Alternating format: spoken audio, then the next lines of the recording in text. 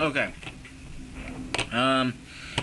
As I was stating in the last video, recognizing G-perms. Well, first of all, I was saying to match up the biggest groups of corners, not corners, the biggest groups of one color that you can match up. This does not apply to end perms because, and I'll show you, when you match up the groups, I've got these two, I've got red and orange matched up to red and orange. There's still groups of blue and green because end perms look like this: a group, group, group, oops, and group.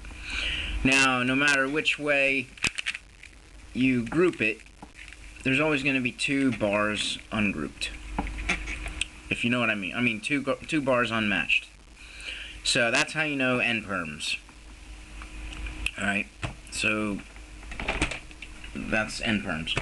G perms. Oh, and one other thing I wanted to talk about. Hang on. A bar of 3 always cancels everything else out. You could have a group of two, it doesn't matter. A bar of 3 always cancels everything else out. Always match up your bar of 3. And that's how you know which PLL you have. This is an F perm here.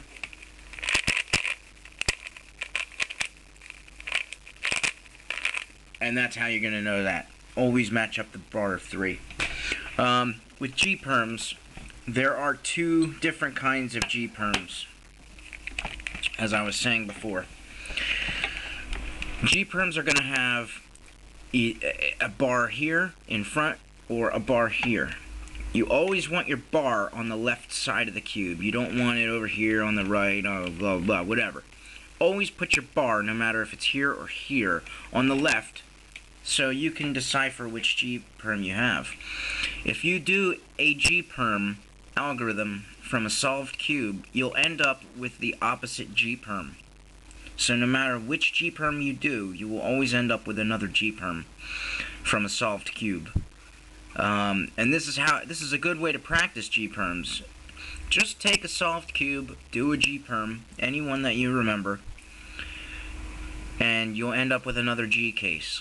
Just keep practicing them over and over again, back and forth. Now, there's 2 different kinds. There's the kind with the bar in the front and the kind with the bar over here. And this is the first thing you're going to look for, is the bar here or here.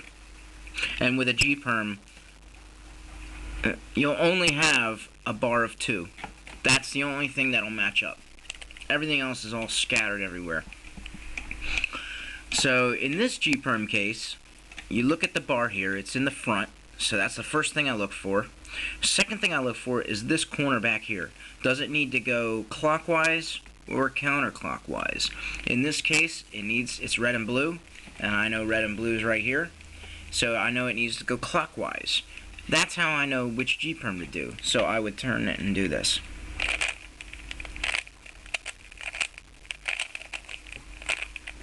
And that's how I know. Now, if I were to do this G perm, oops, then I end up with the opposite G perm. So I'm holding the bar on the left side of the cube, and it's on the side here, not in front. So that's the first thing I look for. The bar's on the side. And where does this corner need to go? It's blue and orange. It needs to go right here. So it's clockwise. So I know to do this case.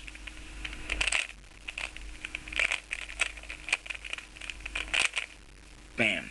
That's how I know. That's how I can tell which G perm I have. So when you come to practice your G perms, just follow this video. It's by far the best way that I've seen on YouTube that explains how to recognize G perms and see which one you have. Any other video I've seen on that explains how to do it, it's not as easy as my way. Just do it. Just try it. I mean, you're more than welcome to try someone else's way.